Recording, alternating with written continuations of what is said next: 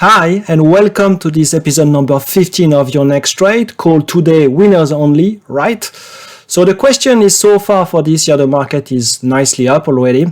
And if you have been on social media, if you've been on Twitter, you'll see that many people will tell you they are up 5, 10, 15, 20%. So I know that for many retail traders, there is a lot of frustration.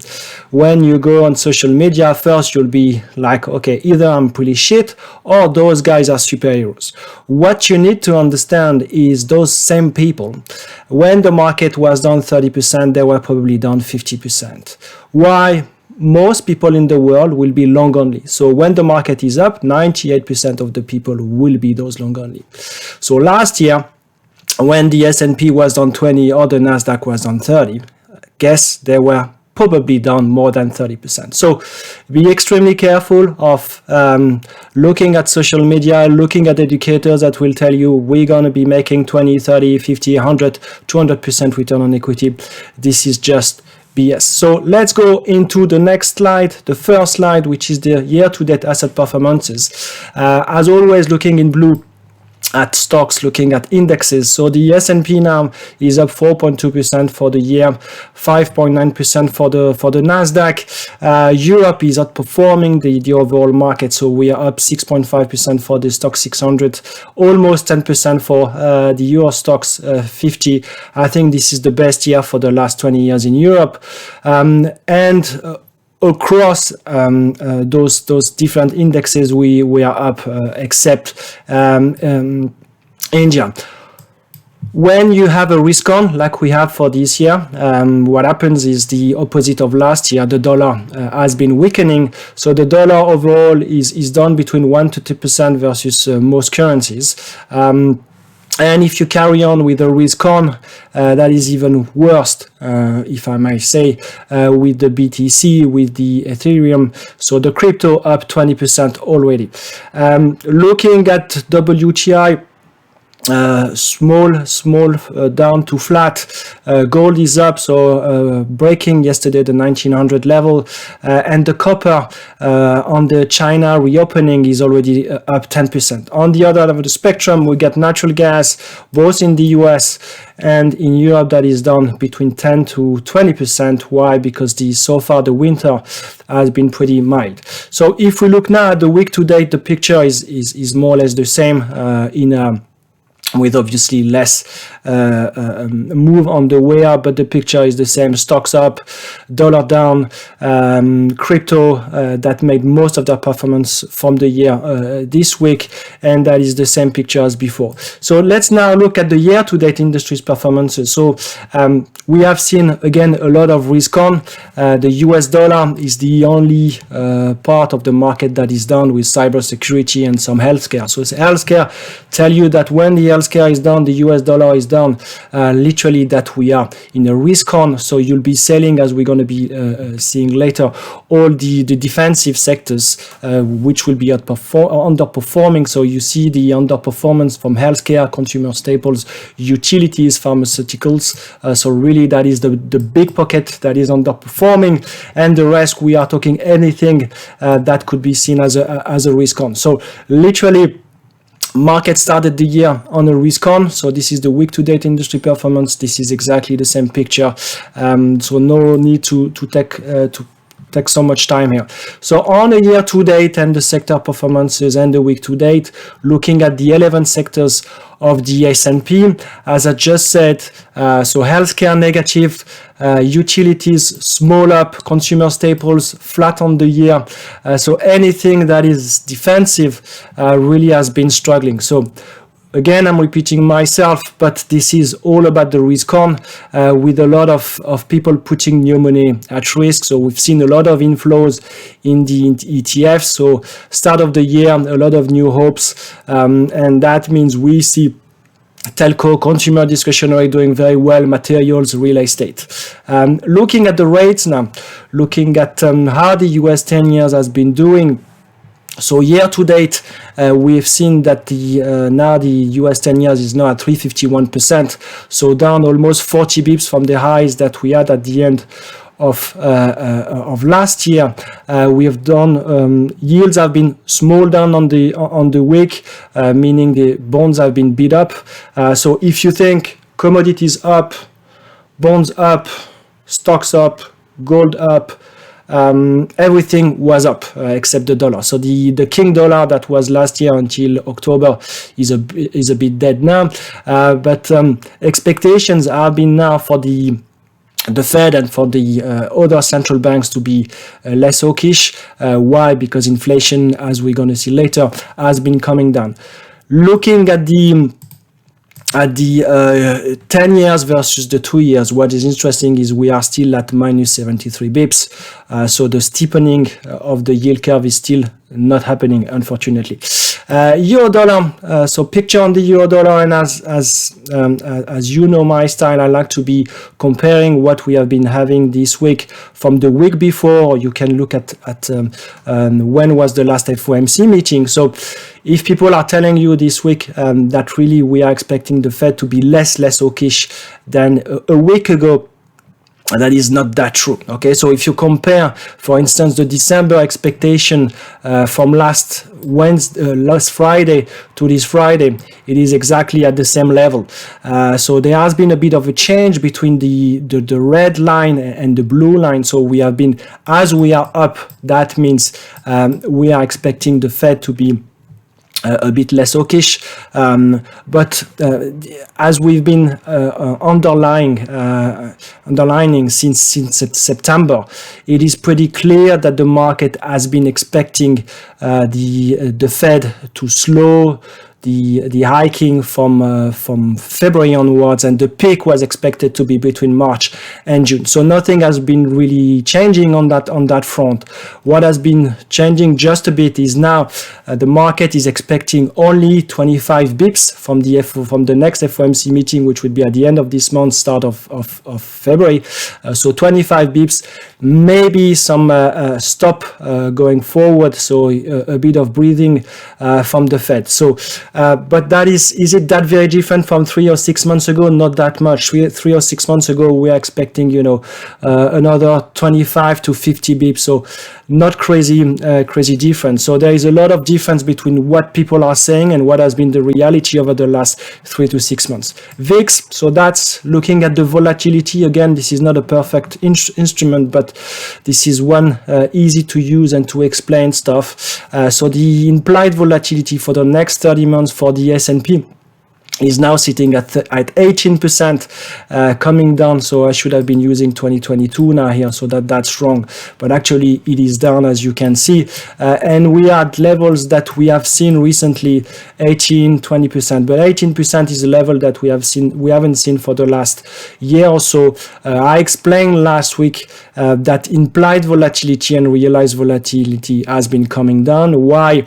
Because the market is there is two ways to look at it. Either is too complacent or is seeing less uncertainty in the market. Why? Because market participants are more and more pricing the odds of a soft landing. So when there is soft landing, that means probably less volatility coming.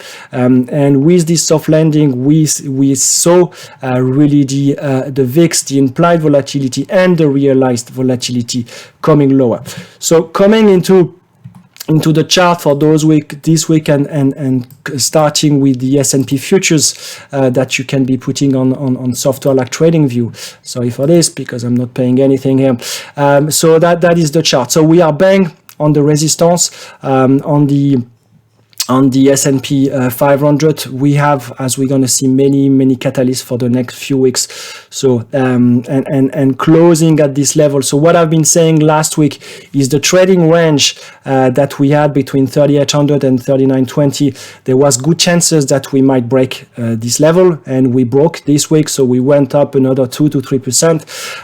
I still want to believe that we might go a bit even higher and break this level, this trend lower, but I think this is going to be a fake. So this is going to be a bull trap. The reasoning behind that is, I think we know and we knew for months that inflation was coming down. We knew that the Fed, the pricing of the central banks, they will be less aggressive in their hiking. Having said that, there is still a lot of uncertainties. So I think there's going to be a bit of a squeeze, and probably we're going to come back, because to me it's going to be a fake. If you look at the Nasdaq, the picture is the same. We are close to important level. The Russell has similar level, really at important level, where it feels very much like, squeeze could be on. I want to do the same with this stock 600. So stock 600 in 600, so in Europe, has been really outperforming the rest of the overall market. So we had a strong European market. CL1 for the WTI, for the time being, trading between 70 and 80. So on one hand, you get the bullish calls of saying China will be reopening. There is not enough supply coming into the market. The OPEC will be squeezing and not putting enough demand in the market. On the other end of the spectrum, you get people saying world is slowing. If we go into a recession, that's going to be hard to justify the hundreds level. So as always, people that are selling oil fund will be telling you that oil is going to go to 100 and plus, and the other end of the market will say, be careful. Interesting, something that we mentioned last week, the copper. So nice breakout. We are going higher on the China reopening, so very aggressive on some commodities. Dollar yen, euro dollar. So dollar yen. So as we spoke a lot during the 2023 ID generation, this is really the place, the currency to be looking at. Why? Because there are many drivers with Kuroda start of April that will be leaving the place. We know that they have been very accommodative so far, but that there might be a change in policy. So this is really the place to look at. Why? Because we know that Japan has been financing a lot of the US deficit for years, and if yields are going up, actually there might be some repatriation from Japanese investors into Japan. So really a space to look at. JP Morgan, just for a stock that came with their earnings yesterday, and we've seen actually a strong price action and broke the 140. So if you get positions, or if you're interested into putting some stocks in your watch list, I strongly advise as well to be looking at when they are coming with their earnings and how the price action has been looking. So coming into what has been happening this week, so we had the CPI, core CPI at plus 6% year on year, 0.2% month on month. What the market likes is obviously it's very topish. The trend month on month is coming down. There are many details of the core CPIs and components of the core CPI and the CPI that are clearly confirming that we reached the top. You don't have to say it's only transitory. When you get strong inflation for a couple of years, it's easy to say it was only transitory. But 24 months or 5% plus inflation, that is a big number. So don't get fooled by those numbers. But what really is interesting is we see as we've seen with the VIX, with the implied volatility, the realized volatility here, this is for the S&P 500, the 30 days realized volatility is really coming down. So again, two ways to look at it. If you are bearish, you could say that the market is too complacent. If you are bullish, you can say that the market is more and more at ease of the scenario of a soft landing. And as we have soft landing, we are reducing the volatility. And as we are reducing the volatility, the positioning, we can increase the gross exposure and the net exposure. So you see more and more market participants putting some money at work, and as 98% of those people will be long only, that means you get new money, new inflows for the longs to be invested. Second, the third part here is the earnings season. So the earnings season started this week, really yesterday with the banks. So we had JP Morgan here, Bank of America, Wells Fargo, and Citigroup. What you can see is it's more or less the same chart for the four of them. you start the day down 2 to 3%, you finish the day up 2%. So not a reversal, because actually the whole universe, the whole industry has been very, very strong, but there has been a follow-up between the morning and the calls from those banks management and the close up 2%. What is interesting, if you listen to these calls, is first thing first is they are putting more and more provisions into credit. So they are looking at the 2023 that economically is not going to be fantastic, but in the meantime, they are restarting their share buybacks. So share buybacks, JP Morgan, I think, was talking about 10 billions, and they're going to be starting in Q1. So that tells you that they have a bit more visibility about the economy and and their own business. So this is a positive. Going into next week, as we are still very early in the earnings season, as you can see here, you get tons of companies that will be releasing in the next few days and weeks. Not necessarily this week coming, but the week after, we're gonna have loads of big tech company. But we're gonna have Netflix here. We're gonna have Procter & Gamble. So for the Netflix, I try to always, when I look at the company, looking at how the company has been moving on the day of the earnings, okay, so that gives you around an average of 13% for Netflix recently, move on the day, and the implied volatility, which is coming from Bloomberg here, is at 8.6%, but if you look at options, we are talking around 10% roughly. So what you can see here is, even for single names, market through options are pricing lower realized volatility, implied volatility first, and probably maybe realized volatility from what happened before. So versus the previous quarters, real implied volatility will have been 2 to 3 points at least higher than your realized volatility. So really interesting to see that the market is either, again, too complacent if you're bearish, or looking at a scenario where the numbers will be fine and we don't need to hedge ourselves as much as before.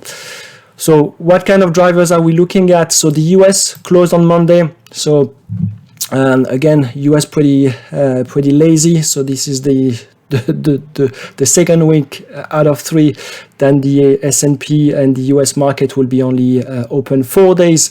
Retail sales on Wednesday, so that's going to tell us a bit more about how the US consumer has been ending the year.